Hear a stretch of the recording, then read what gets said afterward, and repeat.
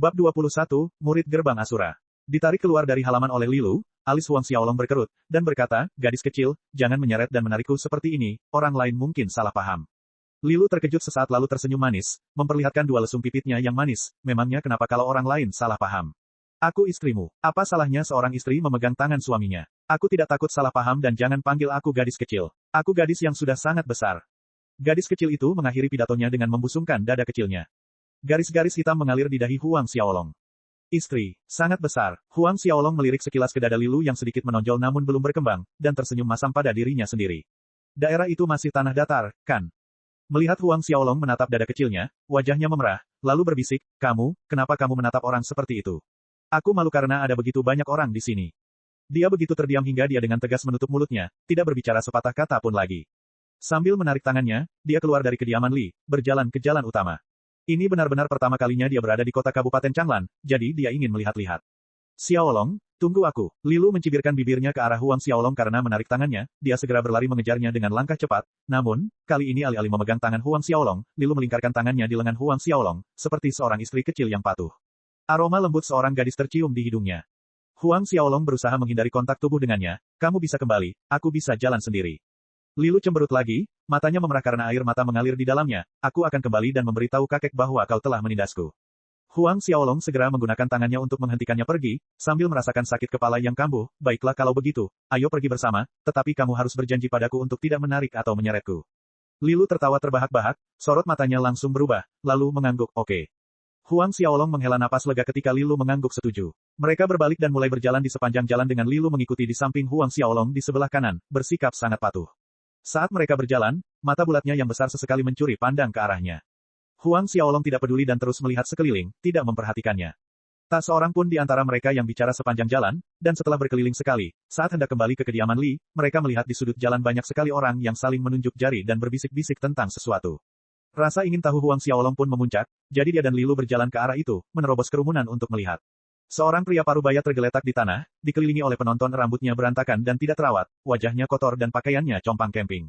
Jelas, pria parubaya itu tidak sadarkan diri. Di tanah, di samping pria parubaya itu, ada beberapa tetes darah kecil, yang tampaknya dimuntahkan oleh pria yang terluka itu. Setelah memperhatikan lelaki parubaya itu sejenak, Huang Xiaolong ragu sejenak sebelum berjalan menghampirinya dan mengangkatnya, karena dia telah menjadi prajurit tingkat keempat, kekuatan lengannya tidak terlalu lemah hingga menggendong orang dewasa akan menjadi masalah. Lilu tercengang ketika Huang Xiaolong mengangkat pria parubaya itu. Ayo pergi. Huang Xiaolong berkata kepada Lilu saat dia berjalan melewatinya sambil menggendong pria parubaya itu, dia melihat Lilu masih berdiri di tempat yang sama dengan linglung. Lilu segera berlari mengejar Huang Xiaolong setelah sadar kembali, dan tidak bisa menahan diri untuk bertanya, Xiaolong, mengapa kamu membawa pria ini kembali bersamamu? Kau tidak akan mengerti bahkan jika aku memberitahumu. Jawabnya tanpa menoleh. Apakah kau bilang aku tidak akan mengerti bahkan jika kau menjelaskannya? Mulut kecil Lilu mengerucut kesal, tetapi dia tetap diam. Dalam perjalanan, Huang Xiaolong bertanya kepada Lilu tentang lokasi pintu belakang kediaman Li dan masuk melalui pintu belakang sambil menggendong lelaki setengah baya yang tak sadarkan diri, menempatkannya di sebuah ruangan terpencil dan terpencil. Melihat lelaki setengah baya itu berbaring di tempat tidur, Huang Xiaolong mengerahkan tenaga dalamnya dan mengarahkan jarinya ke dada lelaki setengah baya itu, jarinya kemudian bergerak lebih rendah di sepanjang tubuh lelaki itu. Ia menusuk tubuh lelaki itu beberapa kali lagi dengan jarinya dan saat ia selesai, Huang Xiaolong terengah-engah. Butiran keringat menetes dari dahinya. Lilu berdiri di belakang Huang Xiaolong sambil memperhatikannya tanpa pandang bulu menusuk berbagai bagian tubuh pria parubaya itu dengan ekspresi bingung. Minta seseorang untuk membawakan satu set pakaian dan bersihkan dia, kata Huang Xiaolong kepada Lilu setelah dia mengatur napasnya. Oh, baiklah. Lilu yang tersadar dari lamunannya, mengangguk. Beberapa saat kemudian, seorang petugas kediaman Li membawa seperangkat pakaian dan membersihkan lelaki parubaya itu, tetapi dia tetap tidak sadarkan diri.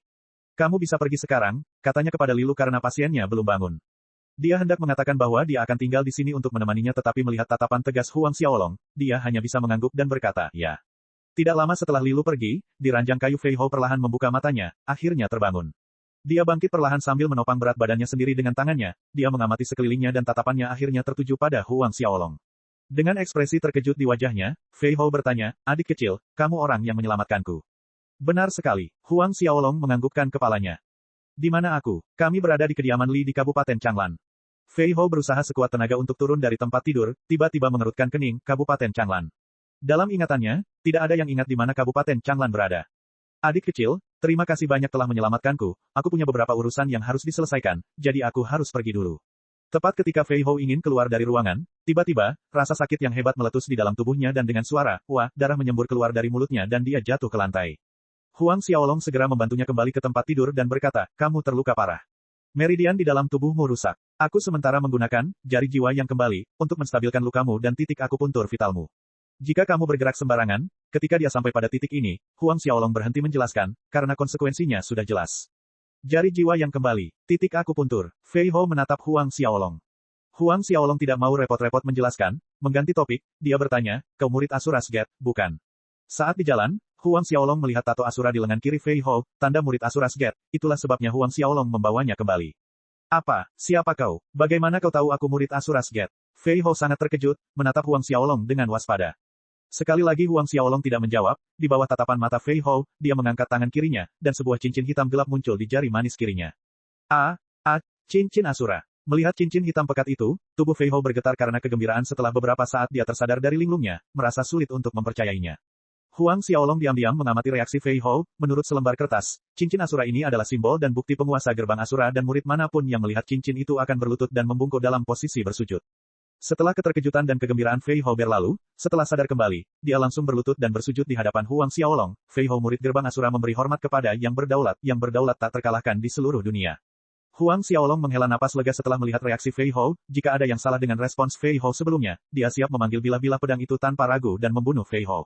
Pada saat ini, meridian Fei Hou telah rusak dan dia terluka parah. Dia jelas tidak bisa menghindari pedang Asura milik Huang Xiaolong. Fei Hou, kau bisa berdiri. Huang Xiaolong mengangguk.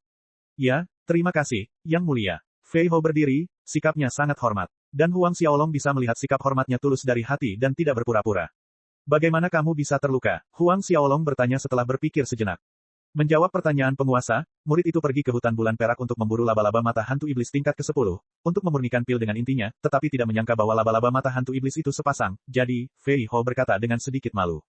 Jadi, dia diserang balik. Huang Xiaolong berpikir, tetapi karena Fei Hou mampu lolos dari serangan balik dua binatang iblis tingkat ke-10, sepertinya dia sangat kuat, paling tidak, dia pasti lebih kuat dari kakek. Bab 22, hanya seorang budak rendah, apa kualifikasinya? Setelah mendengar penjelasan Fei Hou, menjadi jelas bagi Huang Xiaolong mengapa meridian Fei Hou rusak, dan tubuhnya mengalami cedera parah.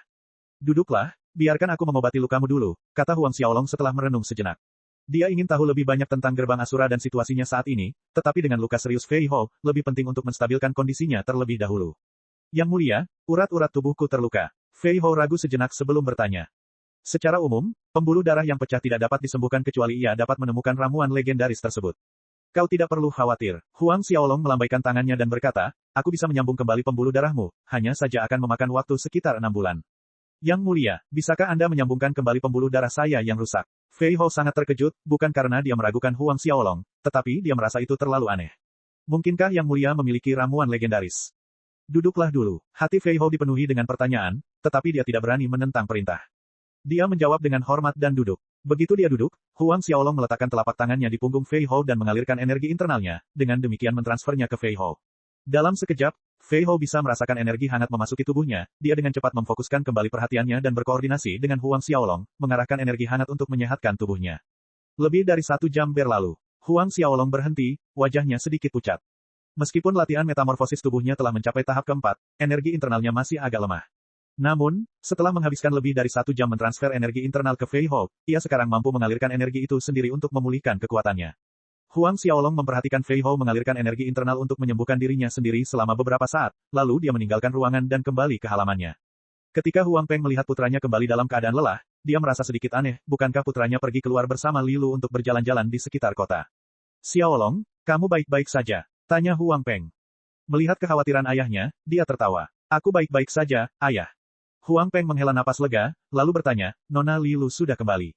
Huang Xiaolong menganggukkan kepalanya. Tiba-tiba, Huang Peng tersenyum, dan senyumnya membawa rasa yang aneh saat tatapannya tertuju pada Huang Xiaolong. Huang Peng, bercanda, bukankah tangan Nona Lilu sangat lembut dan halus? Bukankah menyenangkan berpegangan tangan dengan seorang wanita cantik? Huang Xiaolong terdiam sejenak sebelum tersenyum, saya katakan, Pak Tua, apa yang sedang Anda bicarakan? Tidak ada yang terjadi antara Nona Lilu dan saya. Huang Peng tersenyum dan berkata, baiklah, aku tahu tidak ada apa-apa antara kau dan Lilu, hanya Nona Lilu yang punya sesuatu denganmu. Ketika dia mengatakan itu, Huang Peng tertawa senang, kau tidak tahu ini, tapi ketika Nona Lilu menarik tanganmu saat keluar, bocah nakal Huang Wei itu ekspresinya sangat buruk, seperti dia memakan kotoran anjing. Huang Xiaolong menggelengkan kepalanya sambil tersenyum. Tapi, Xiaolong, kamu harus waspada terhadap Huang Wei, kata Huang Peng dan nada suaranya berubah serius. Aku tahu ayah, jangan khawatir. Jika tidak ada yang lain, aku akan kembali ke kamarku, kata Huang Xiaolong. Huang Peng mengangguk. Baiklah, pergilah beristirahat. Setelah Huang Xiaolong masuk ke kamarnya, ia mengeluarkan ranjang giok dingin dari Ring of Asura, duduk di atasnya, lalu mulai berlatih Asura taktik. Malam pun berlalu dan pagi pun tiba. Huang Xiaolong menghentikan latihannya, semua kelesuan dari kemarin telah hilang, membuatnya merasa segar kembali. Meninggalkan kamarnya, Huang Xiaolong berjalan menuju kamar Fei Hou. Saat dia sampai di sana, secara kebetulan Fei Hou keluar. Saya menyapa penguasa yang tak terkalahkan di seluruh dunia. Fei Hou melihat Huang Xiaolong, segera berlutut dengan satu kaki untuk memberi hormat. Setelah Huang Xiaolong membantunya mengobati lukanya tadi malam, sikapnya menjadi lebih hormat kepadanya. Kamu bisa berdiri. Huang Xiaolong mengangguk. Baru kemudian Fei Hou berdiri dengan hormat. Fei Hou, saat ada orang lain di sekitar, panggil aku Tuan Muda. Huang Xiaolong bergumam dengan suara rendah, juga, berhentilah memuji penguasa yang tak terkalahkan di seluruh dunia. Setiap kali Huang Xiaolong mendengar kalimat, penguasa yang tak terkalahkan di seluruh dunia. Dia merasa tertekan meskipun dia tahu itu adalah aturan yang ditetapkan oleh Ren Wokuang, penguasa sebelumnya. Fei Hou terdiam sejenak, lalu berkata, Yang Mulia tak terkalahkan di seluruh dunia, kalimat penghormatan ini ditetapkan oleh Yang Mulia sebelumnya, bagaimana kalau kita berhenti? Huang Xiaolong melambaikan tangannya dan berkata, saya tahu bahwa aturan ini ditetapkan oleh guru bertahun-tahun yang lalu, tetapi aturan ditetapkan oleh orang-orang. Saya adalah penguasa saat ini, dan saya katakan bahwa aturan ini sekarang telah dihapuskan. Guru, Fei Hou penasaran tentang hubungan Huang Xiaolong dengan penguasa tua. Mendengar Xiaolong menyebut penguasa tua sebagai guru, dia sekarang tahu. Benar, siapa lagi selain murid setia penguasa tua yang bisa menjadi penguasa gerbang Asura? Fei Hou segera menjawab, sesuai perintah Yang Mulia. Bagaimana pemulihanmu? Tanya Huang Xiaolong. Yang Mulia, luka bawahanmu sudah pulih sekitar 70%. Dalam 3 hari, lukaku seharusnya sudah pulih sepenuhnya, tapi urat nadiku. Ucapan Fei Hou berhenti di sini. Kau tak perlu khawatir tentang pembuluh darahmu. Sekarang, ceritakan padaku tentang situasi terkini di Asura's Gate. Ketika Fei Hou mendengar itu, ekspresinya menjadi rumit. Ada apa? Huang Xiaolong mengerutkan kening. Melihat ekspresi Huang Xiaolong, dia tahu Huang Xiaolong salah paham, dan dengan cepat berkata, Yang Mulia, bukan karena bawahanmu tidak mau melapor. Sejujurnya, hanya saja bawahanmu tidak begitu jelas. Tidak begitu jelas. Huang Xiaolong terkejut. Ya, Fei Hou mengangguk, lalu menjelaskan kepada Huang Xiaolong. Fei Hou memasuki gerbang Asura 20 tahun yang lalu, dan dia belum pernah ke markas besar gerbang Asura. 20 tahun yang lalu, dia bertemu dengan seorang tetua dari gerbang Asura dan diterima sebagai murid, dan begitulah cara dia memasuki gerbang Asura. Gurunya tidak pernah berbicara kepadanya tentang masalah sekte. Nama gurunya adalah Yuming. Tetapi guru menyebutkan bahwa setelah penguasa tua menghilang 50 tahun yang lalu, terjadi perebutan posisi penguasa di dalam negeri, yang mengakibatkan gerbang Asura terbagi menjadi 2 faksi. Kata Fei Hou. Terbagi menjadi 2 faksi. Alis Huang Xiaolong berkerut, bertanya, di mana gurumu sekarang? 3 tahun lalu kami berpisah dan sejak saat itu, aku belum pernah bertemu dengan guru. Saat itu, guru berkata bahwa dia memiliki sesuatu untuk dilakukan di kota kekaisaran kerajaan Mohe. Jawab Fei Hou. Kerajaan Mohe. Huang Xiaolong pernah mendengar tentang kerajaan Mohe, tetapi jarak dari sana ke kerajaan Luotong tempat Huang Xiaolong berada terlalu jauh. Untuk mencapai kerajaan Mohe dari kerajaan Luotong, ia harus melewati lebih dari 10 kerajaan lainnya. Jika seperti ini, mendapatkan gambaran yang jelas tentang situasi internal di Asura's Gate saat ini mustahil. Pada saat ini, Lilu berlari dari jauh, wajahnya berubah menjadi senyum ketika dia melihat Huang Xiaolong. Xiaolong, aku tahu kamu ada di sini. Ayo pergi, perjamuan akan segera dimulai, ayo kita pergi ke sana sekarang. Kepala Huang Xiaolong mulai sakit ketika dia melihat Lilu, dia berbalik ke arah Fei Hou dan berkata, ikutlah denganku. Baik, Tuan Muda. Fei Hou menjawab dengan hormat. Meskipun Lilu terkejut mendengar Fei Hou memanggil Huang Xiaolong dengan sebutan Tuan Muda, dia tidak terlalu memikirkannya.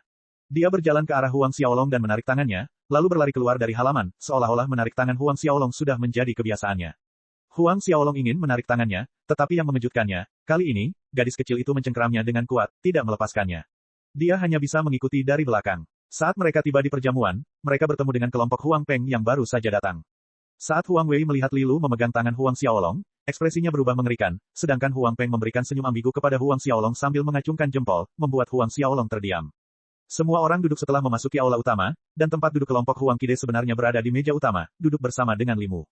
Huang Xiaolong hendak duduk ketika Lilu datang dan menariknya ke tempat duduk di sebelahnya dan Fei Hou secara otomatis berdiri di belakang Huang Xiaolong. Huang Peng, Huang Kide, dan yang lainnya telah menyadari kehadiran Fei Hou di belakang Huang Xiaolong. Mereka mengira Huang Xiaolong membeli Fei Hou kemarin di pasar budak ketika dia berkeliling kota, akibatnya, tidak ada yang bertanya apapun. Fei Hou, cari tempat duduk di samping. Melihat Fei Hou berdiri di belakangnya, ketika kursi di sebelahnya kosong, rasanya tidak enak, lagi pula, Fei Hou adalah prajurit Ordo ke-10. Tepat saat dia berbicara, Huang Wei berbicara dengan suara lantang dengan nada angkuh, duduk. Huang Xiaolong, hari ini adalah pesta ulang tahun Patriark Tua Li, apakah budak yang kamu beli memenuhi syarat untuk duduk di sini? Bab 23, membuat pameran diri sendiri. Huang Xiaolong berbalik menatap Huang Wei, lalu berkata dengan nada dingin, jika dia tidak memenuhi syarat untuk duduk di sini, maka kamu bahkan kurang memenuhi syarat daripada dia. Apa, Huang Xiaolong, kau? Huang Wei benar-benar tersinggung, amarah memenuhi hatinya. Dia memiliki jiwa bela diri tingkat 10, dia adalah calon penguasa Huang klan Manor, namun Huang Xiaolong ini benar-benar mengatakan dia kurang memenuhi syarat jika dibandingkan dengan seorang budak. Pada saat ini, Huang Qide berbicara, cukup. Kita berada di kediaman Li, pesta perayaan Patriark Tua Li. Karena kakeknya telah berbicara, Huang Wei hanya bisa melotot ke arah Huang Xiaolong dengan penuh dendam. Huang Qide kemudian menoleh ke Huang Xiaolong dan berkata, Xiaolong, apakah orang ini budak barumu? Dia tidak memenuhi syarat untuk duduk di sini. Alis Huang Xiaolong berkerut, apapun yang terjadi, pada akhirnya, kakeknya masih memihak Huang Wei. Sejak semangat bela diri mereka berdua bangkit, begitulah sikap Huang Qide. Dia yakin bahwa jika bukan karena Lilu terus menuntut Huang Xiaolong datang, kakeknya Huang Qide hanya akan membawa Huang Wei bersamanya.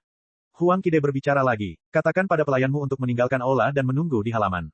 Pergi. Kemarahan Huang Xiaolong mulai memuncak, maksud kakek adalah Fei Hou tidak memenuhi syarat untuk berdiri di sini.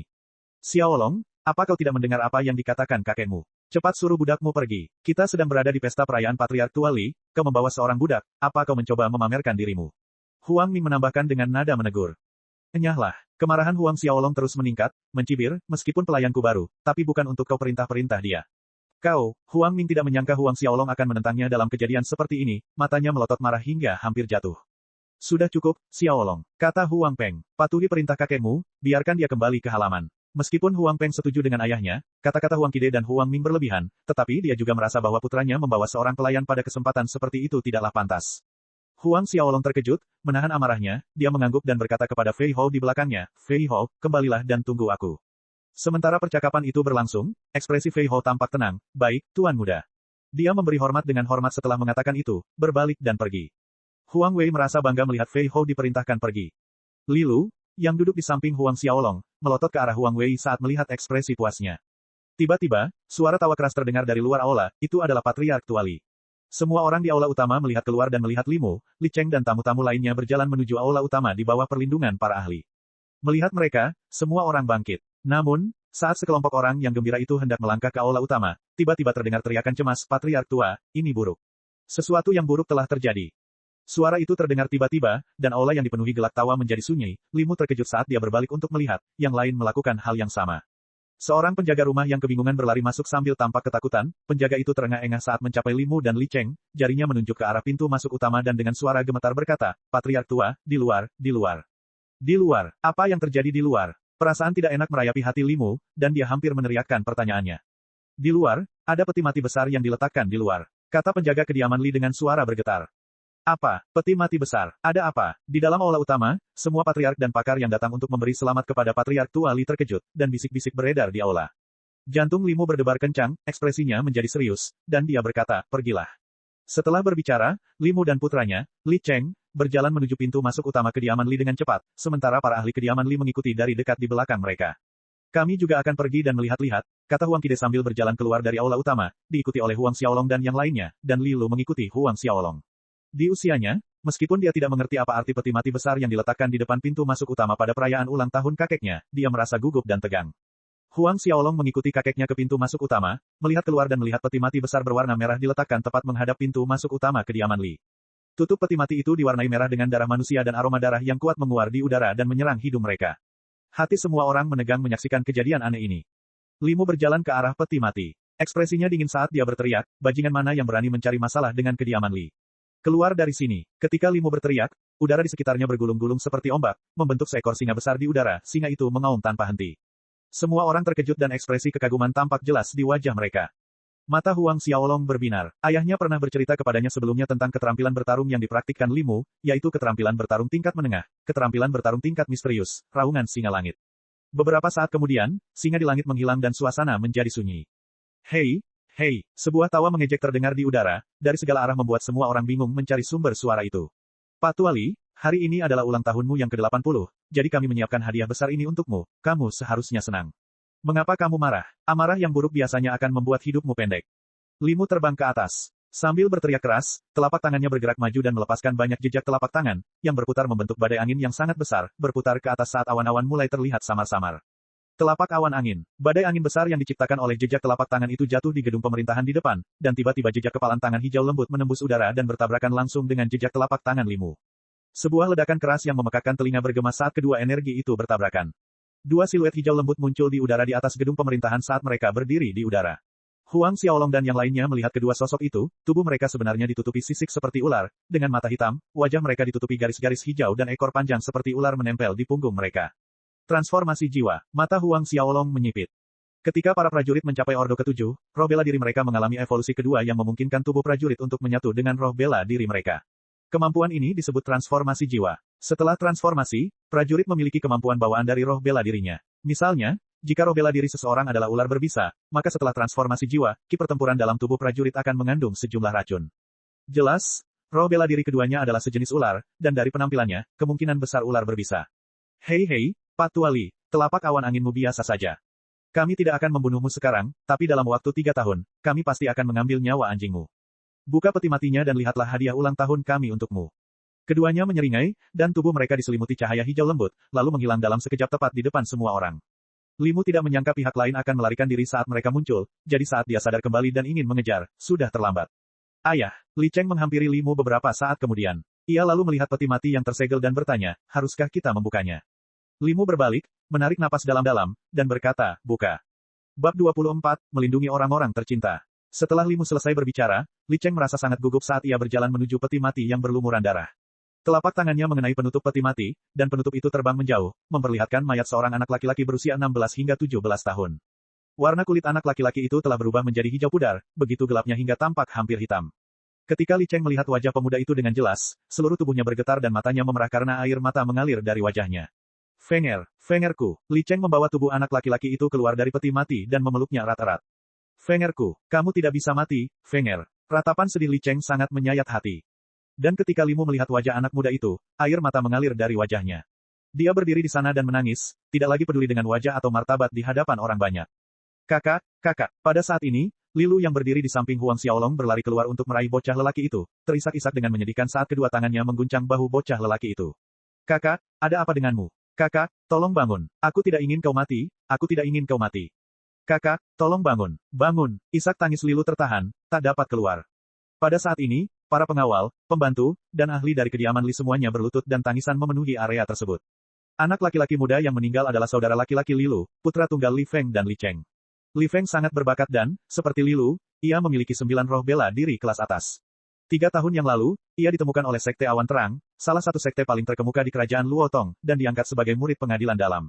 Tidak seorang pun dapat membayangkan bahwa ia akan dibunuh dan dikirim kembali ke kediaman Li sebagai hadiah ulang tahun Limu. Semua kepala keluarga dan ahli dari keluarga lain yang hadir menggelengkan kepala. Mereka datang untuk memberi selamat kepada Patriark Tuali pada ulang tahunnya yang ke-80, tetapi sebaliknya pemandangan ini terbongkar di hadapan mereka. Fenger, ini salah kakek. Kakek telah menyakitimu. Limu berlutut, kedua tangannya gemetar saat menyentuh wajah cucunya. Air matanya jatuh di tubuh cucunya, tetapi cucunya tidak bisa lagi bergerak, dan tidak bisa lagi mendengar suaranya. Tenang saja, kakek pasti akan membalaskan dendammu. Pasti, tekad tampak di mata Limu. Dari jauh, mata Huang Xiaolong merah saat dia menyaksikan pemandangan di hadapannya. Keheningan menguasai segalanya. Setelah sekian lama berlalu, Limu membawa jenazah cucunya ke kediaman Li, dan semua orang mengikutinya. Di dalam kediaman Li, dekorasi yang dulunya meriah dan penuh warna dengan pakaian merah kini tampak tidak sedap dipandang. Pesta ulang tahun tidak jadi dilaksanakan. Tak lama kemudian, para leluhur dan ahli yang datang untuk menyampaikan ucapan selamat pun pergi. Kediaman Li yang awalnya meriah dan semarak berubah suram dan sunyi senyap. Pada akhirnya, hanya kelompok Huang Xiaolong yang beranggotakan 5 orang menjadi orang terakhir yang bertahan di kediaman Li.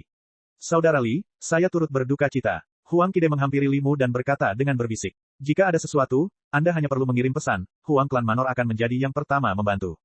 Bahkan Huang Qide tidak membayangkan hal seperti itu akan terjadi, mengingat situasinya, tidak masuk akal lagi bagi mereka untuk tinggal lebih lama di kediaman Li. Saudara Huang, terima kasih. Kata Limu dengan nada sedih.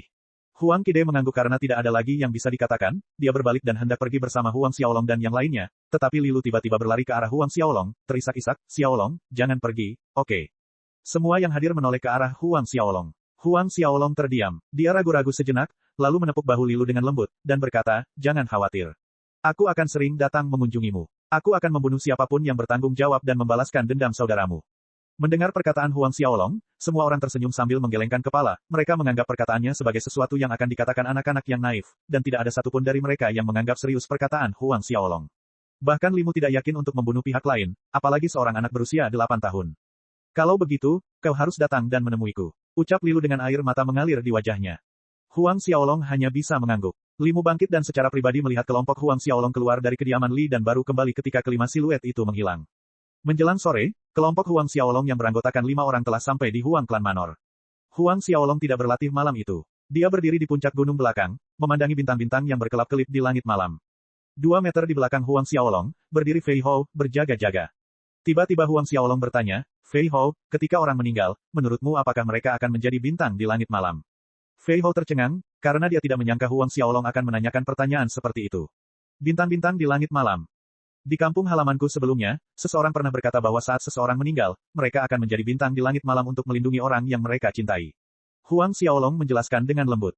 Menjadi bintang di langit malam, untuk melindungi orang yang mereka cintai. Fei Hou menggelengkan kepalanya, tersenyum. Di dunia ini, hanya mereka yang memiliki kekuatan dan kekuasaan yang dapat menjaga dan melindungi orang yang mereka cintai. Kekuatan dan kekuatan, ulang Huang Xiaolong. Ya, kekuatan dan tenaga. Fei Hou mengangguk. Benar sekali, kekuatan dan ketangguhan. Huang Xiaolong mengepalkan tangannya erat-erat. Di bawah langit malam, matanya bersinar seperti bintang-bintang, hanya yang kuat yang memiliki kekuatan untuk menjaga dan melindungi orang yang dicintai. Dia harus menjadi kuat, dia harus tumbuh lebih kuat dengan cepat. Hanya dengan cara ini dia dapat menjaga dan melindungi orang-orang yang dicintainya. Aura tak kasat mata terpancar dari Huang Xiaolong, membuat Fei Hou takut. Ayo kembali, Huang Xiaolong berkata dengan ringan beberapa saat kemudian sambil menarik aura yang terpancar dari tubuhnya. Dia berbalik dan menuju ke bawah menuju Huang Clan Manor dan Fei Hou mengikutinya. Sekembalinya di Huang Clan Manor, Huang Xiaolong mengeluarkan tempat tidur giok dingin, duduk, dan mulai berlatih taktik asura saat aura spiritual dari alam baka mengalir deras seperti air terjun tak berujung. Waktu berlalu dengan cepat dan 10 bulan pun berlalu. Huang Peng memperhatikan bahwa putranya telah meningkatkan usahanya dalam berlatih sejak ia kembali dari kediaman Li. Setiap hari, putranya tinggal di dalam halaman kecil untuk berlatih, hampir tidak pernah keluar. Hati orang tuanya sakit melihat latihan gila putranya, jadi mereka memutuskan untuk pergi ke halaman kecil dan mengunjungi Huang Xiaolong. Dalam 10 bulan terakhir, ki pertempuran Huang Xiaolong meningkat dengan kecepatan yang mengerikan. Setengah bulan setelah dia kembali dari kediaman Li, dia naik ke pertengahan tingkat keempat dari puncak tingkat keempat awal, dan 2 bulan kemudian, ke tingkat keempat akhir. Setelah 10 bulan, Huang Xiaolong tidak hanya berhasil menembus tingkat kelima, ia juga benar-benar maju ke puncak akhir tingkat kelima. Sedangkan untuk kitab metamorfosa tubuh, dia telah mencapai tahap kelima, kekuatan menarik 9 sapi jantan seperti satu. Pagi itu, cuaca cerah.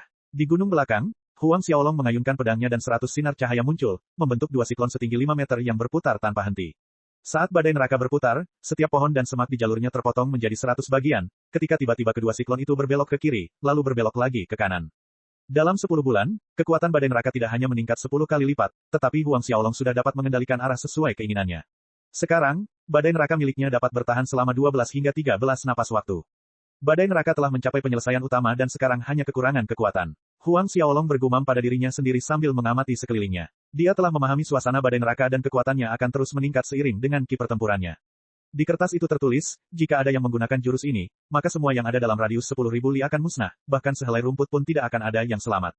Hanya tinggal 20 hari lagi menuju pertemuan klan berikutnya.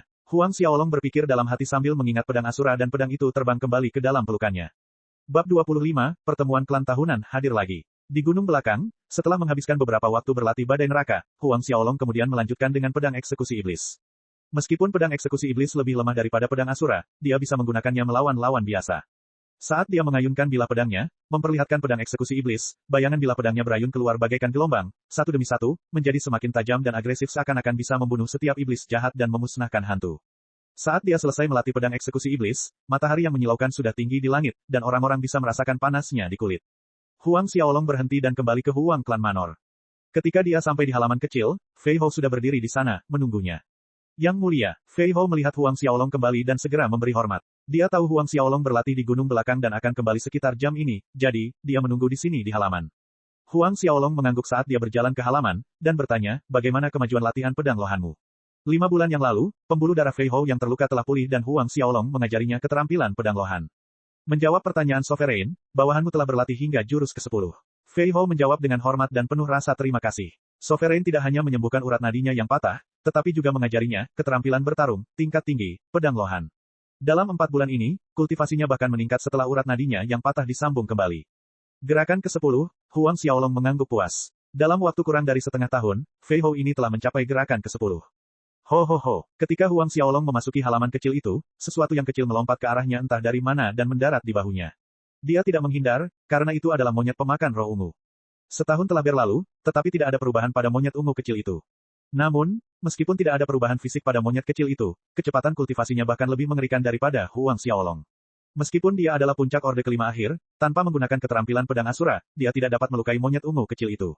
Si kecil, apakah kamu pergi berburu beberapa hari terakhir ini? Huang Xiaolong tertawa sambil menatap monyet ungu kecil di bahunya. Peningkatan kultivasi monyet kecil itu dengan cepat adalah karena inti binatang yang ditelannya dari membunuh binatang buas. Kecepatannya bahkan membuat Huang Xiaolong, yang memiliki bakat luar biasa, merasa iri dengan kemampuannya untuk meningkatkan kultivasi dengan mengonsumsi inti binatang. Mendengar pertanyaan Huang Xiaolong, si monyet ungu kecil memberi isyarat dengan kedua tangan kecilnya, lalu mencicit riang penuh kebanggaan kepada Huang Xiaolong, memamerkan hasil panennya dari berburu binatang buas beberapa hari terakhir ini.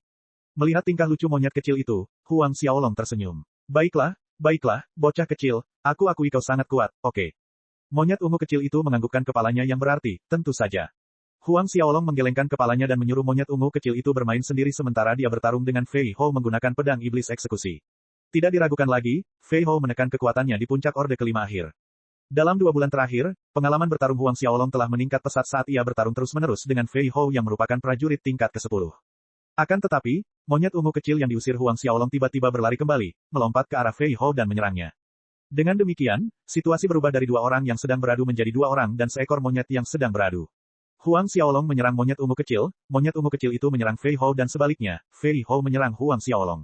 Terkadang, Huang Xiaolong dan monyet ungu kecil itu akan menyerang Fei Hou bersama-sama.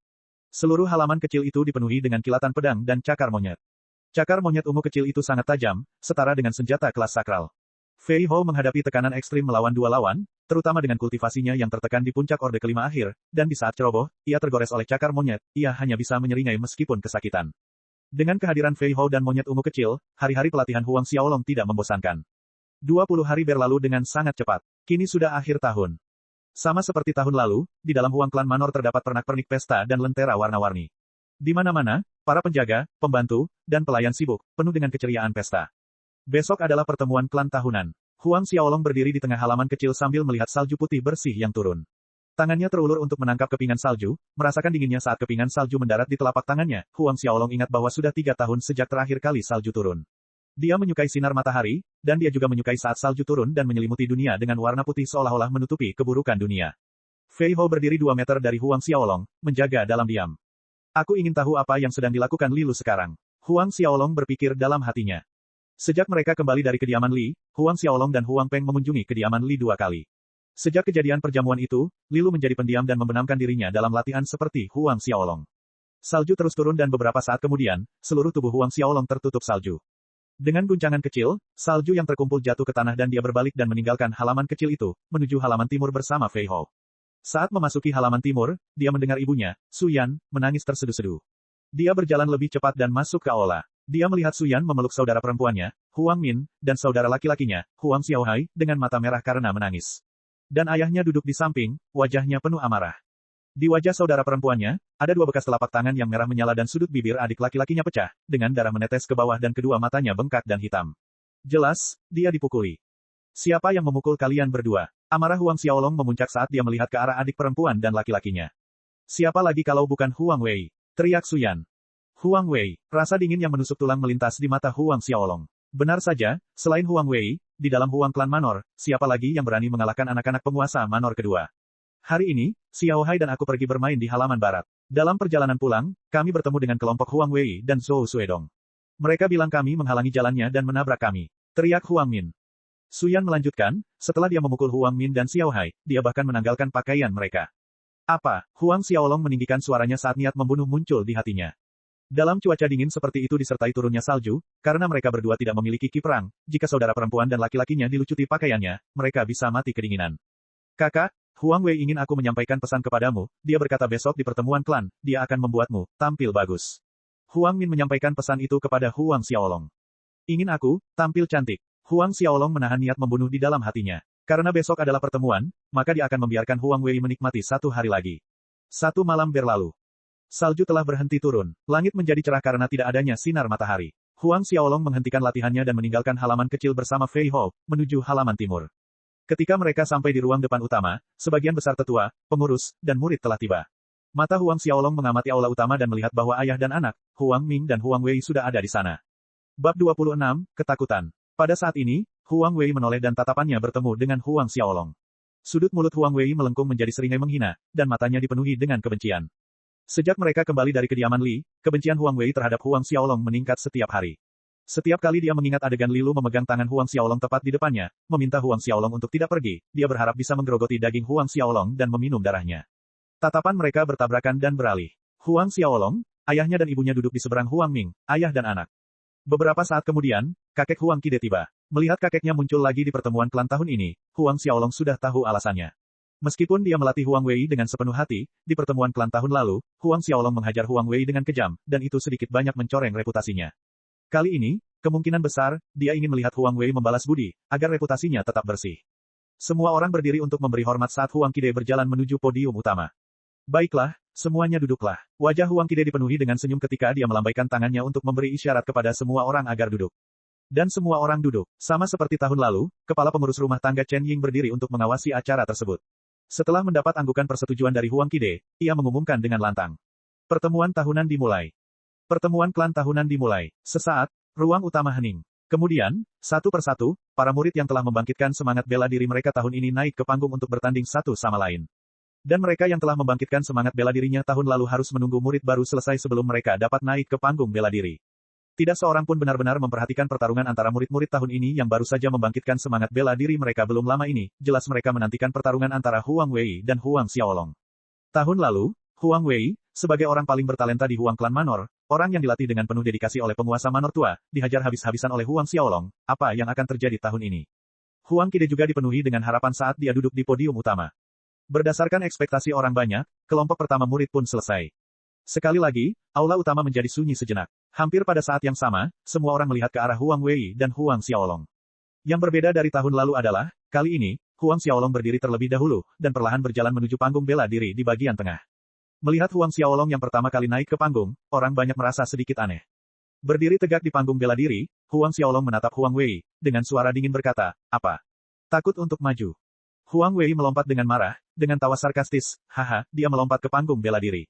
Saat dia berdiri di seberang Huang Xiaolong, dia berkata, "Aku takut untuk maju. Itu lelucon paling lucu di bawah langit. Terakhir kali kamu menyergapku, dan cukup beruntung untuk menang dengan setengah jurus, apakah kamu pikir kamu akan beruntung lagi tahun ini?" Seluruh aula menjadi sunyi saat kata-katanya terdengar. Ekspresi-ekspresi aneh muncul di antara kerumunan. Penyergapan, cukup beruntung untuk menang dengan selisih setengah langkah. Huang Xiaolong tidak menyangka kulit Huang Wei setebal ini.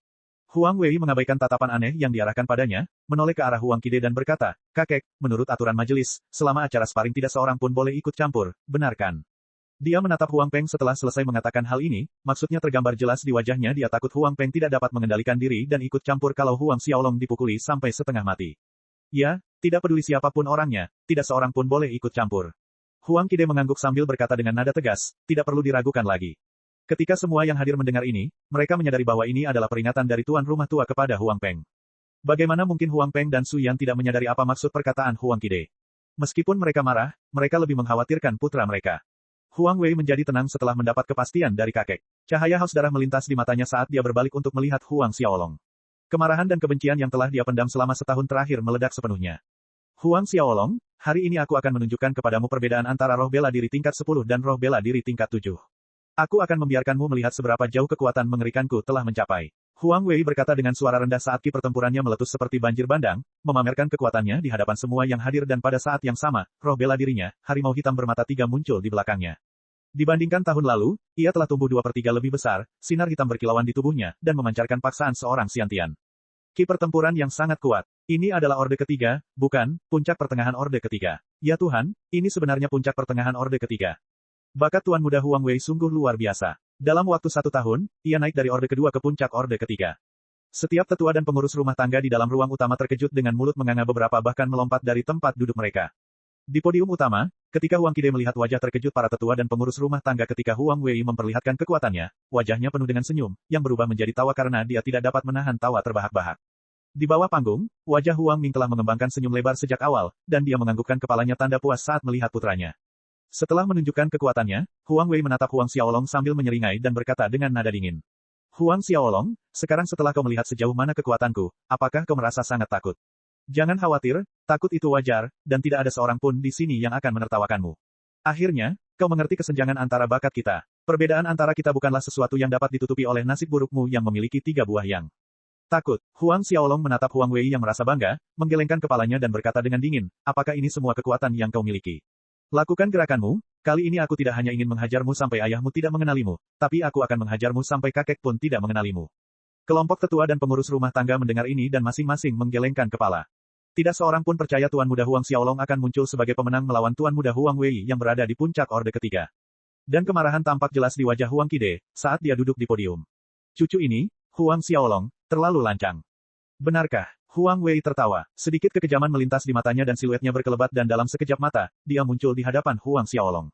Tinjunya menghantam dengan sekuat tenaga. Xiaolong, melihat tinju Huang Wei hendak mengenai Huang Xiaolong, wajah Huang Peng dan Su Yan dipenuhi kekhawatiran saat mereka berdiri dari tempat duduk mereka. Pada saat ini, Huang Qide yang marah dengan kalimat lancang Huang Xiaolong melepaskan auranya, mengunci ke arah putranya, Huang Peng, matanya dingin saat dia berteriak, siapapun yang berani ikut campur akan ditangani sesuai dengan aturan klan. Namun, saat ini, Huang Qide tiba-tiba menyadari bahwa ruang utama telah jatuh ke dalam keheningan yang aneh. Setiap tetua, pengurus rumah tangga dan murid tercengang dengan mulut terbuka lebar melihat panggung bela diri. Merasa ragu, Huang Qide berbalik ke arah panggung seperti semua orang. Di atas panggung, tidak ada yang tahu kapan tinju Huang Wei yang hendak mengenai Huang Xiaolong terkunci dan berhenti di udara. Disaksikan oleh Huang Qide dan yang lainnya dengan penuh perhatian, Huang Xiaolong menatap Huang Wei dengan dingin dan berkata, aku juga akan menunjukkan sebagian kekuatanku kepadamu. Bab 27, ini benar-benar adil. Sebagian dari kekuatannya, sementara semua orang belum menyadari apa yang dimaksud Huang Xiaolong, tiba-tiba ki pertempuran yang beberapa kali lebih kuat dari Huang Wei, menyembur keluar dari tubuh Huang Xiaolong dan melesat lurus ke udara. Kekuatannya begitu kuat sehingga setidaknya 10 kali lebih kuat, atau mungkin bahkan lebih. Semua orang tercengang dan menggigil seolah-olah mereka telah melihat hantu. Para tetua dan pengurus rumah tangga melompat dari tempat duduk mereka seolah-olah pantat mereka terbakar. Ordo keempat, dia benar-benar prajurit Ordo keempat. Ya Tuhan, prajurit Ordo keempat ah. Apakah ini ilusi? Tidak. Bukan, ini bukan ilusi. Ibumu, mengapa kau mencubitku? Seorang murid berteriak nyaring karena dicubit oleh orang di sebelahnya. Seluruh aula menjadi terdiam karena terkejut, bahkan ada yang gemetar karena kegirangan, seakan-akan mereka telah menahannya terlalu lama. Reaksi Huang Peng, Su Yan, dan bahkan Huang Ming tidak berbeda dari yang lain, mereka tercengang. Mata Huang Qide membelalak karena terkejut, begitu besarnya keterkejutan itu hingga pikirannya menjadi kosong saat dia menatap panggung, berjuang untuk memproses apa yang baru saja terjadi. Tidak, itu tidak mungkin. Kau tidak mungkin berhasil menembus tahap orde keempat. Tidak mungkin kau mengalami nasib sial lagi. Teriak Huang Wei seolah-olah ia telah kehilangan akal sehatnya karena menyerah pada rasa takut. Dia tidak percaya bahwa Huang Xiaolong akan cukup beruntung untuk mendapatkan keberuntungan untuk kedua kalinya dan menerobos ke tingkat keempat. Huang Xiaolong melirik Huang Wei yang ketakutan dan berteriak bagaikan orang gila, dan ki pertempuran melonjak di tangannya dan dengan suara keras, Huang Wei terjatuh dari panggung sambil meratap. Hanya dengan satu langkah, Huang Xiaolong muncul di depan Huang Wei dan menginjak Huang Wei tanpa ampun. Mata Huang Wei dipenuhi ketakutan dan amarah saat dia menggeram, aku tidak akan menerima ini. Akulah jenius sejati klan ini. Kenapa kau anjing sialan itu terus-terusan mengalami nasib sial yang melampauiku? Jenius, dasar anjing. Huang Xiaolong menatap Huang Wei dengan dingin. Kemudian, dia tiba-tiba menendang perut Huang Wei dengan keras, dan dampak serta rasa sakitnya membuat Huang Wei berguling ke tepi panggung karena kesakitan. Huang Wei mengerang menyedihkan saat dia terbaring di tanah. Pada titik ini, para penonton pulih dari keterkejutannya dan mulai bereaksi. Tangan Huang Ming mengepal erat saat dia menatap putranya di panggung, matanya bersinar dengan dingin yang menakutkan, tetapi entah bagaimana, dia berhasil menahannya. Mata Huang Qide berkedip saat dia menatap cucunya Huang Xiaolong mungkinkah seperti yang dikatakan Huang Wei, bahwa Huang Xiaolong kembali tersandung pada keberuntungan yang sial dan menelan ramuan ajaib untuk naik ke tingkat keempat. Saat pikiran-pikiran ini terlintas di benak Huang Qide, Huang Wei perlahan berdiri, tubuhnya bergetar karena usahanya. Matanya menyala dengan kebencian, melotot ke arah Huang Xiaolong, dia berkata, kau akan mati. Sambil menerjang Huang Xiaolong seperti binatang buas yang terluka. Melihat Huang Wei menerjangnya, cahaya dingin berkelebat di mata Huang Xiaolong dan saat Huang Wei berada dalam jangkauan lengannya, dia menggunakan kedua tangannya dan memukul lengan Huang Wei. Kaca, suara tulang patah bergema di aula. Tepat saat Huang Wei mulai berteriak kesakitan, Huang Xiaolong menendang kaki Huang Wei dan suara tulang patah bergema di aula lagi. Namun ia tidak berhenti di situ, telapak tangannya yang diselimuti ki pertempuran menghantam tepat di dada Huang Wei dan, bang, setiap helai pakaian di tubuh Huang Wei hancur berkeping-keping. Tubuh Huang Wei terlempar keluar panggung dan mendarat dengan keras di tanah, telanjang seperti bayi baru lahir, bahkan tanpa sehelai pakaian pun padanya. Weier, suara Huang Ming meraung marah, dia melompat dan bergegas menuju Huang Wei. Ketika dia sampai di Huang Wei, dia melihat putranya batuk darah tanpa henti dan tulang lengan dan kakinya patah. Hatinya sakit dan dipenuhi amarah ketika melihat kondisi putranya, dia menyerahkan Huang Wei kepada tetua Zhou yang ada di sampingnya dan memerintahkan, jaga tuan muda. Setelah mengatakan itu, Huang Ming berbalik dan melompat ke atas panggung, dan niat membunuh terpancar dari matanya saat dia melotot ke arah Huang Xiaolong dan berjalan ke arahnya, kamu sangat kejam. Huang Xiaolong memasang ekspresi acuh tak acuh saat Huang Ming berjalan ke arahnya. Sebelumnya, saat Huang Wei mengancam akan mematahkan kedua lengannya, kenapa Huang Ming tidak mengatakan bahwa putranya sangat kejam? Dan selama pertemuan klan tahun lalu, Huang Xiaolong sudah menyelamatkan Huang Wei sekali dengan tidak mematahkan lengannya saat itu. Namun, dia tidak menyangka Huang Wei akan membalas dendam pada saudara perempuannya, Huang Min, dan adik laki-lakinya, Huang Xiaohai. Kali ini Huang Xiaolong tidak akan begitu lunak. Huang Xiaolong mengalihkan pandangannya ke arah kakeknya di podium utama dan berkata dengan suara dingin. Selama pertarungan murid-murid majelis klan, tidak seorang pun dapat ikut campur. Jika tidak, mereka akan ditangani sesuai dengan aturan klan. Kakek, ini yang kau katakan sebelumnya, kan? Huang Qide merasa malu, namun dia tidak menjawab. Melihat reaksinya, Huang Xiaolong mencibir dan berkata dengan nada sarkastis, mengapa saat ayahku bertindak, kau bersikeras menegakkan aturan klan, tetapi sekarang Huang Ming ikut campur dan, kakek, kau menutup mata. Ini benar-benar adil. Semua tetua dan pengurus rumah tangga tetap diam. Kurang ajar, rasa malu Huang Qide berubah menjadi amarah dan telapak tangannya menghantam kursi di sampingnya. Huang Ming melihat sikap ayahnya dan berhenti khawatir, tatapan matanya yang dingin tertuju pada Huang Xiaolong. Dia berkata, kau mematahkan tangan dan kaki Weierku, dan sekarang aku akan mematahkan tangan dan kakimu. Ki pertempuran dari seorang prajurit tingkat ketujuh akhir dilepaskan dalam skala penuh, dan dia melancarkan serangan telapak tangan ke lengan Huang Xiaolong. Xiaolong, tepat saat Huang Peng ingin melompat ke atas panggung, sebuah siluet lain bergerak lebih cepat darinya. Dalam sekejap mata, siluet itu berdiri di hadapan Huang Xiaolong dan menggunakan kedua tangannya untuk menangkis telapak tangan Huang Ming. Oh, di hadapan semua orang, Huang Ming memuntahkan seteguk darah. Tubuhnya terlempar dari panggung dan jatuh ke tanah, mematahkan banyak kursi saat ia berhenti. Apa? Mata mereka membelalak kaget saat melihat Huang Ming yang tergeletak di tanah, darah muncrat dari mulutnya, tak mampu mengangkat kelingkingnya. Semua mata tertuju pada siluet yang berdiri di depan Huang Xiaolong. Itu dia, bagaimana mungkin? Ketika para penghuni Huang Klan Manor melihat orang yang menghalangi serangan Huang Ming, mereka tidak percaya kalau itu sebenarnya adalah pelayan yang dibeli Huang Xiaolong. Huang Qide, Huang Peng, Su Yan dan semua yang hadir hampir menundukkan kepala. Karena dia mampu menangkal serangan Huang Ming hanya dengan satu gerakan, pria ini jelas memiliki kekuatan seorang prajurit tingkat ke-8. Ordo ke-8, Fei Hou menoleh ke arah Huang Xiaolong dan bertanya dengan hormat, Tuan Muda, apakah Anda baik-baik saja? Huang Xiaolong mengangguk. Aku baik-baik saja. Ketika dia berkata demikian, dia menatap Huang Ming yang sedang berjuang untuk berdiri dengan menggunakan kursi sebagai tongkat penyangga. Matanya menyala dengan kebencian tetapi ada juga ketakutan. Ayah, panggil Huang Ming, suaranya terdengar serak, dan tanpa peringatan, dia batuk seteguk darah lagi. Huang Qide tersentak kaget dan terbang ke atas panggung, suaranya tenang, sementara matanya menatap tajam ke arah Fei Hou.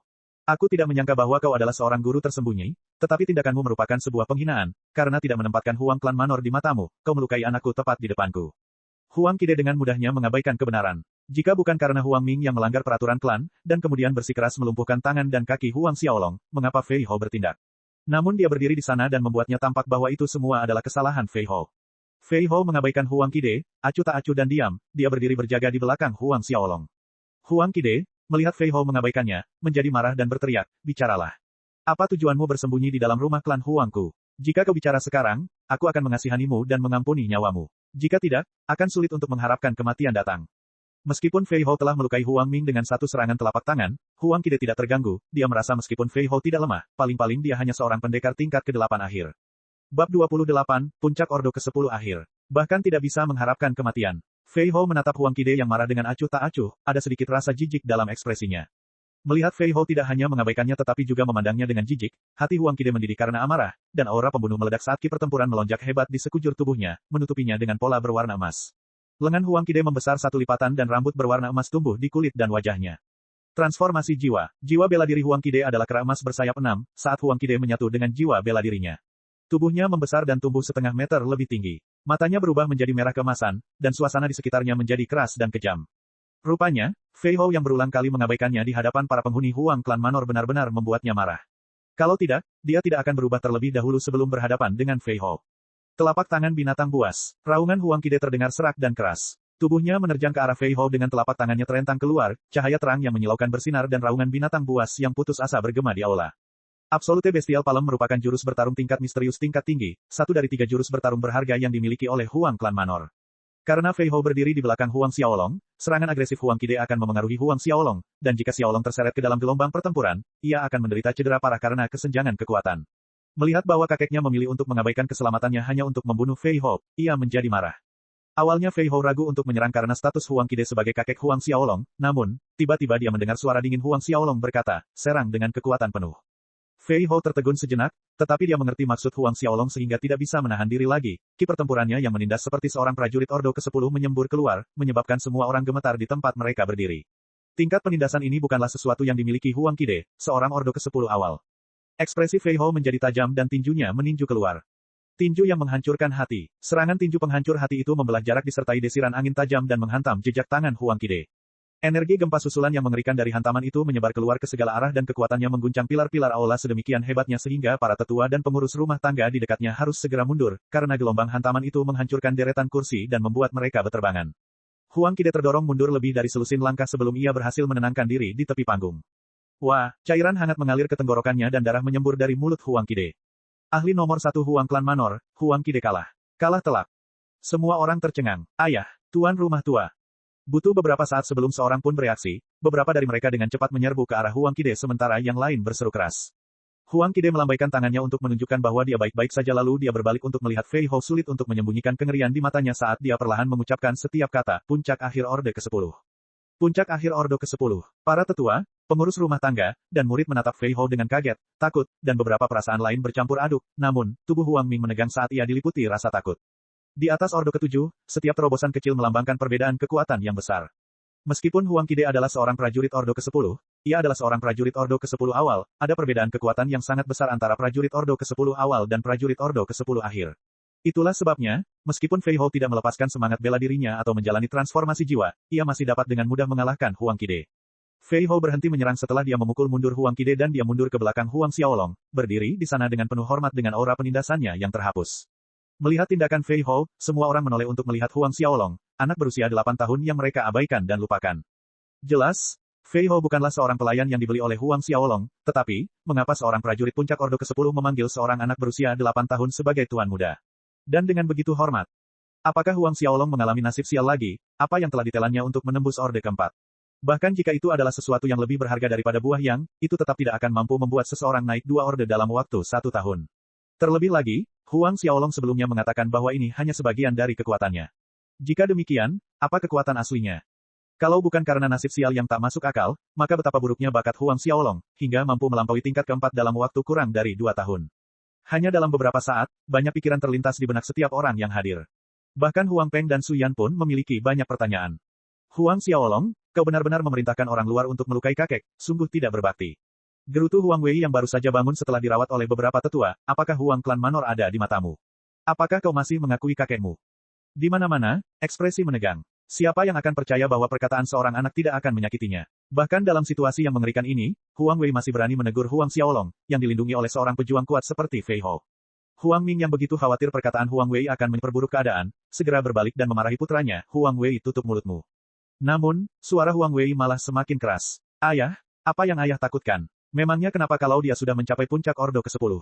Huang Klan Manor kita punya ribuan orang, kenapa kita harus takut pada satu orang? Huang Wei berteriak, dan berkata kepada Huang Qide, kakek, keturunan tak berbakti Huang Xiaolong ini seharusnya kultivasinya dihancurkan dan diusir dari Huang Klan Manor. Huang Qide belum mengatakan apapun, namun Huang Ming berteriak dengan marah, diam. Dan mendorongnya kembali, ingin menghentikan putranya berbicara. Mendengar keluhan Huang Wei yang marah, senyum dingin muncul di wajah Huang Xiaolong. Aku tidak memperlakukannya sebagai kakekku. Apakah dia memperlakukanku sebagai cucunya? Jarinya menunjuk ke arah Huang Qide. Saya memenangkan juara pertama dalam kompetisi tahun lalu, namun bertentangan dengan peraturan, ketika Spirit Pool dibuka, dia malah mengizinkan Anda berlatih di kolam renang. Pada kompetisi tahun ini, ketika Huang Ming melanggar peraturan dan bermaksud melumpuhkan tangan dan kakiku, dia menutup mata. Dan tadi, jika bukan karena kekuatan Fei Hou dan aku pasti sudah menderita luka serius, dan mungkin juga mati karena serangannya. Huang Xiaolong mencantumkan setiap poin dengan suara yang menusuk tulang. Ketika mendengar kata-kata Huang Xiaolong, Huang Qide menundukkan kepalanya dan menghindari tatapan Huang Xiaolong. Aula menjadi sunyi senyap, bahkan suara jarum jatuh pun dapat terdengar. Huang Wei tidak kenal lelah, Huang Xiaolong, apa hakmu untuk mengeluh tentang kakek?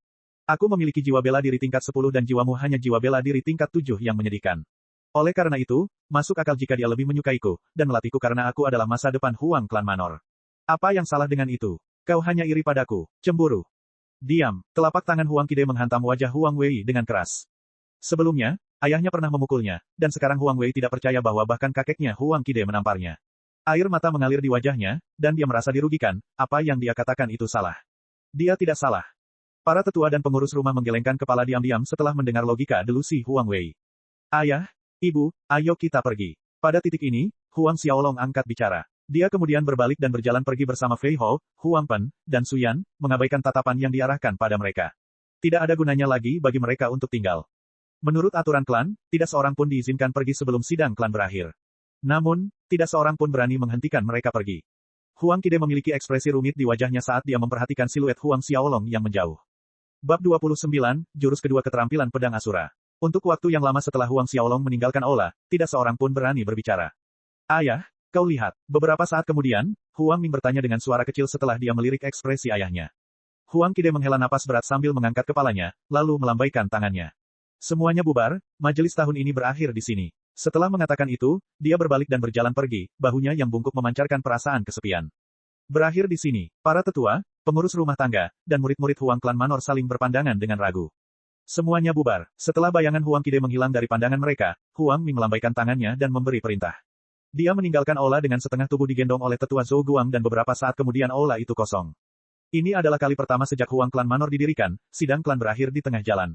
Setelah meninggalkan aula, Huang Xiaolong kembali ke halamannya. Tidak lama kemudian, orang tuanya datang ke halaman kecilnya. Melihat orang tuanya datang, dia tahu bahwa mereka akan memiliki banyak pertanyaan, jadi tanpa menunggu mereka berbicara, dia berkata, Ayah, Ibu, aku tahu kalian memiliki banyak pertanyaan, tetapi ada beberapa hal yang tidak dapat aku jelaskan kepada kalian saat ini. Huang Peng dan Su Yan bertukar pandang ketika mendengar ini. Xiaolong, siapa senior Fei Hou? Huang Peng bertanya setelah jeda sebentar. Senior Fei Hou, Huang Xiaolong menjawab setelah merenung sejenak. Lalu berkata, saya menjadi murid orang yang luar biasa, dan Fei Hou adalah bawahannya, jadi dia memanggil saya Tuan Muda. Huang Xiaolong tidak menyebutkan Ren Wokuang dan Gerbang Asura. Huang Peng dan Su Yan akhirnya paham, dan sangat gembira bahwa putra mereka mampu menjadi murid dari seorang guru agung. Jika Fei Hou merupakan ahli tingkat akhir dari Orde ke-10, bagaimana dengan gurunya? Memikirkan hal ini, tubuh mereka bergetar karena kegembiraan. Xiaolong, apakah kekuatanmu saat ini sudah mencapai tingkat pertengahan Orde ke-4? Su Yan bertanya beberapa saat kemudian, keduanya menatap putra mereka dengan penuh harap. Di atas panggung, Huang Xiaolong berkata, tingkat ke-4 hanyalah sebagian dari kekuatannya. Pertengahan Orde ke-4, Huang Xiaolong terkejut sejenak, pada akhirnya, dia mengangguk, membenarkan kecurigaan mereka. Lebih baik mereka menganggapnya berada di pertengahan Orde ke-4 jika mereka tahu dia sebenarnya berada di puncak Orde ke-5 akhir mereka akan takut. Melihat putra mereka mengonfirmasi bahwa kekuatannya berada di pertengahan Orde ke-4, hati mereka hampir bergembira, tetapi meskipun begitu, mereka terkejut. Pertengahan Orde ke-4, putra mereka benar-benar telah mencapai pertengahan Orde ke-4. Ayah, Ibu, 2 hari setelah perayaan Tahun Baru, aku telah memutuskan untuk meninggalkan Huang Klan Manor, untuk mendapatkan pengalaman di luar. Huang Xiaolong berkata dengan tegas tanpa meninggalkan ruang untuk perdebatan. Apa, mendapatkan pengalaman? Huang Peng dan Su Yan terkejut dan hampir berteriak serempak, tidak. Huang Xiaolong membuka mulutnya dan berkata, aku tahu kamu khawatir, tetapi dengan Fei Hou ikut bersamaku, aku tidak akan berada dalam bahaya. Xiaolong, aku tahu kau ingin meninggalkan Huang Klan Manor saat ini juga karena tindakan kakekmu, tetapi bagaimanapun juga, dia tetap kakekmu. Jangan membencinya, lagi pula kau masih terlalu muda, mengapa kau tidak menunggu 2 tahun lagi sebelum pergi? Huang Peng menggunakan nada lembut saat ia mencoba untuk mencegah Huang Xiaolong. Meskipun ada seorang prajurit Ordo ke-10 bersama Huang Xiaolong, dia masih terlalu muda, bahkan belum berusia 9 tahun. Huang Peng dan Su Yan tidak akan bisa berhenti khawatir jika mereka membiarkan Huang Xiaolong pergi. Ayah, Ibu, aku sudah memutuskan. Dan aku akan pergi setelah Tahun Baru. Huang Xiaolong menggelengkan kepalanya, matanya tegas. Memang benar bahwa dia ingin meninggalkan Huang Klan Manor saat ini karena dia tidak ingin melihat kakeknya atau paman tertua Huang Ming, pasangan ayah dan anak. Tetapi keinginannya untuk keluar dan mendapatkan pengalaman tidak sepenuhnya karena mereka. Dia ingin mengasah dirinya agar menjadi lebih kuat dan juga menjelajahi dunia di luar Huang Klan Manor serta bertemu dengan para ahli. Melihat ekspresi putra mereka, Huang Peng dan Su Yan menghela nafas mereka berdua tahu bahwa tidak ada gunanya terus mencoba membujuknya. Memikirkan bagaimana putranya akan meninggalkan rumah dan pergi ke tempat yang jauh, hati Su Yan terasa sakit, dan matanya memerah. Xiaolong, kapan kamu akan kembali? Jejak kehangatan menyebar di hati Huang Xiaolong, dan tersenyum dan berkata, Bu, yakinlah, sebelum majelis klan tahun depan, putramu pasti akan kembali menemuimu. Pertemuan klan tahun depan, baru pada saat itulah Su Yan merasa lebih baik. Su Yan terus-menerus, mengomel, pada Huang Xiaolong selama beberapa waktu, dia terus mengingatkannya untuk berhati-hati saat bepergian dan menjaga tubuhnya serta berhati-hati terhadap orang jahat, Del. Huang Xiaolong mengangguk, tidak dapat menolaknya. 2 jam kemudian, orang tuanya akhirnya pergi. Fei Hou, kita akan berangkat 2 hari lagi setelah Tahun Baru. Persiapkan barang-barang yang perlu kita bawa. Huang Xiaolong memerintahkan Fei Hou setelah orang tuanya pergi. Ya, Yang Mulia, malam itu berlalu tanpa insiden. Di atas ranjang giok yang dingin, Huang Xiaolong berhenti berlatih taktik Asura dan menatap langit fajar yang akan datang melalui jendela. Ia berjalan ke halaman kecil dan mulai berlatih badai neraka. Badai neraka telah mencapai tahap akhir, hanya kekurangan kekuatannya, tetapi itu akan meningkat seiring dengan ki pertempuranku. Langkah selanjutnya adalah berlatih jurus kedua Asura Sword Skill. 1 jam kemudian, Huang Xiaolong berhenti berlatih badai neraka. Dia mengambil selembar kertas dari cincin itu dan mempelajari diagram gaya kedua. Keterampilan pedang Asura, gaya kedua, air mata Asura. Thirst of Asura, nama ini benar-benar unik. Huang Xiaolong mengedarkan ki pertempurannya sesuai dengan diagram, Blades of Asura telah dipanggil. Dia melompat ke udara dan melancarkan serangan, dan dari udara, seberkas cahaya jatuh ke tanah. Itu benar, jatuh seperti setetes air mata yang jatuh ke tanah. Jurus pertama, Tempest of Hell menyerang dari tanah. Namun, jurus kedua hanya bisa digunakan saat berada di udara. Tubuh Huang Xiaolong melayang ke tanah setelah percobaan pertamanya. Ia berdiri diam di tanah, mengingat gerakan dan bagaimana rasanya ketika ia meluncurkan tali menggunakan Thirst of Asura. Ia berdiri di sana selama setengah jam lalu melakukan percobaan keduanya. Kali ini, sinar cahaya dari bilah pedang itu lebih lembut, seolah tak berbobot, mirip dengan setetes kecil hujan. Setengah jam kemudian berlalu sebelum Huang Xiaolong melakukan percobaan ketiga. Dan seperti saat pertama kali ia berlatih Tempest of Hell, setelah setiap percobaan, ia akan berdiri diam selama paling sedikit setengah jam sebelum mencoba lagi. Saat Huang Xiaolong asyik berlatih, langit berangsur-angsur menjadi gelap. Dia menggelengkan kepalanya saat tubuhnya melayang turun dari udara. Meskipun dengan latihan selama 1 hari, kekuatan serangannya telah meningkat cukup banyak dibandingkan dengan yang pertama kali, dia belum mencapai penyelesaian minor. Menurut ilustrasi, ketika Thirst of Asura mengeluarkan suara teriakan, maka itu akan dianggap telah mencapai penyelesaian minor. Sepanjang waktu Huang Xiaolong berlatih, Fei Hou berdiri diam di luar halaman kecil. Sebenarnya, jurus pedang Asura dan cakar Asura hanya dimiliki oleh mereka yang berlatih taktik Asura, karena itu, Huang Xiaolong tidak khawatir kalau Fei Hou atau siapapun akan mencoba mempelajarinya secara diam-diam. Tepat saat Huang Xiaolong menyelesaikan latihan Thirst of Asura, suara langkah kaki bergema di luar halaman kecil itu. Ketika dia menoleh, dia melihat bahwa orang-orang yang mendekat adalah kakeknya Huang Qide, paman tertua Huang Ming, dan mereka ditemani oleh ayahnya, Huang Peng. Huang Xiaolong mengerutkan kening. Bab 30, meninggalkan Huang Klan Manor.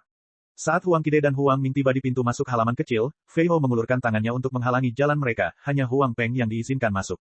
Hal ini membuat Huang Qide dan Huang Ming berada dalam posisi yang sulit. Keduanya ingin marah tetapi tidak berani menunjukkan kemarahan.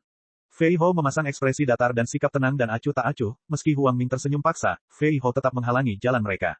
Pada saat ini, Huang Peng mendekati Huang Xiaolong dan berkata, Xiaolong, apakah kamu akan membiarkan?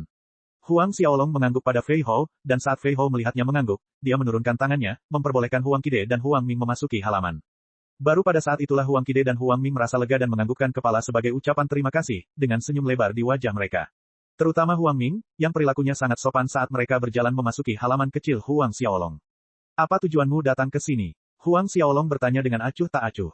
Jika aku tidak salah ingat, ini pertama kalinya kamu datang ke halaman kecilku ini, kan?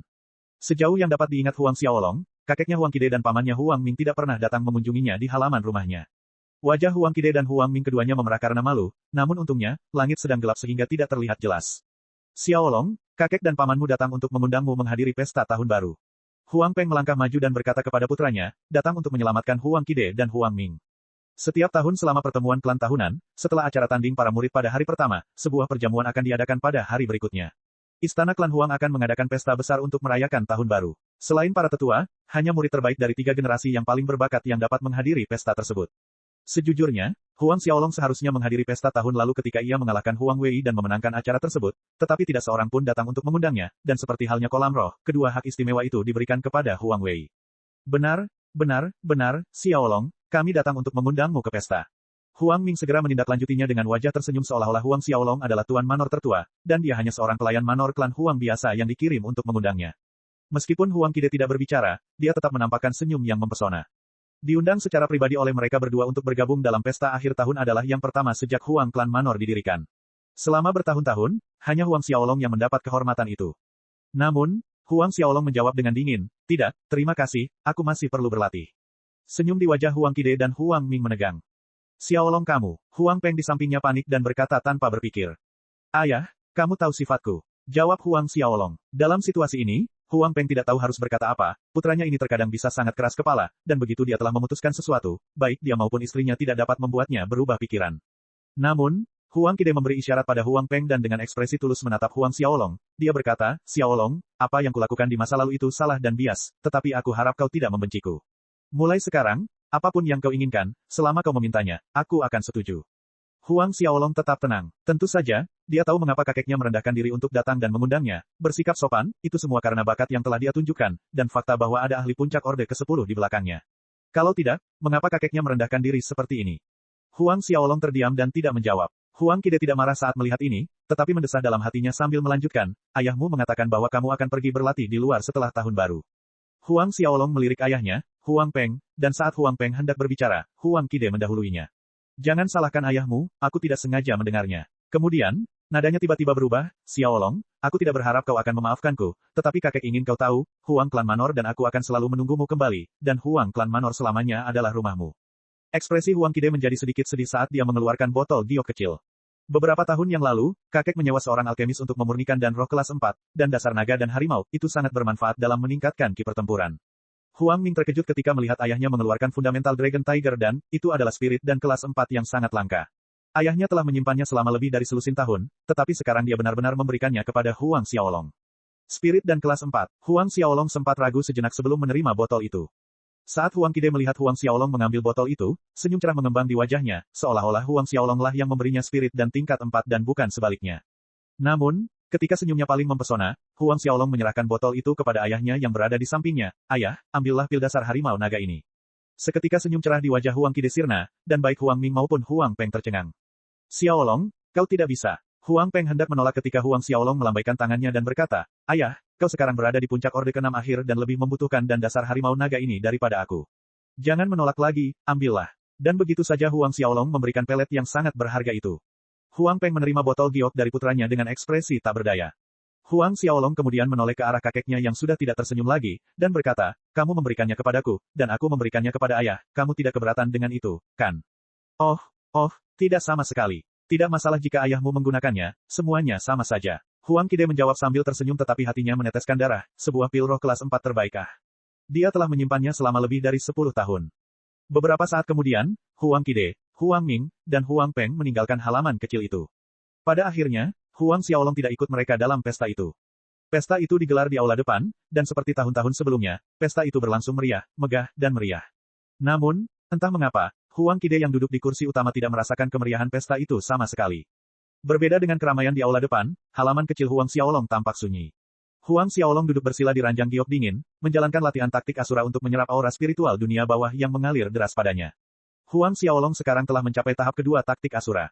Menurut ilustrasi, saat seseorang mencapai level tertinggi taktik Asura, ia dapat membuka gerbang Asura yang terhubung ke alam Asura. Namun, ia tidak yakin apakah itu benar. 2 hari berlalu dengan cepat, dan tahun baru pun tiba. Tahun baru ini, halaman timur lebih ramai dibandingkan tahun-tahun sebelumnya dan Huang Xiaolong menghabiskan waktu bersama orang tuanya, adik perempuannya, dan saudara laki-lakinya. Suasana dipenuhi tawa. Karena Huang Xiaolong tahu, waktu berikutnya ia akan melihat orang tua, adik perempuan, dan adik laki-lakinya adalah dalam setahun. Tahun baru telah tiba dan berlalu. Keesokan harinya, Huang Qide, Huang Ming, dan seluruh tetua serta pengurus rumah tangga Huang Klan Manor berdiri di alun-alun di depan pintu masuk utama Huang Klan Manor. Semua orang ada di sana untuk mengucapkan selamat tinggal kepada Huang Xiaolong. Putranya akan melakukan perjalanan jauh, mata Suyan memerah saat dia memeluk Huang Xiaolong erat-erat. Kamu harus berhati-hati saat bepergian. Bu, aku tahu. Mata Huang Xiaolong juga merah, dan dia cepat-cepat berbalik dan pergi bersama Fei Hou. Cek. Rakan-rakan kultivator sekalian, sebelum retret, sila terus berkultivasi untuk jurus subscribe, like, share dan komentar agar sekte novel Sadim terus berkembang pesat.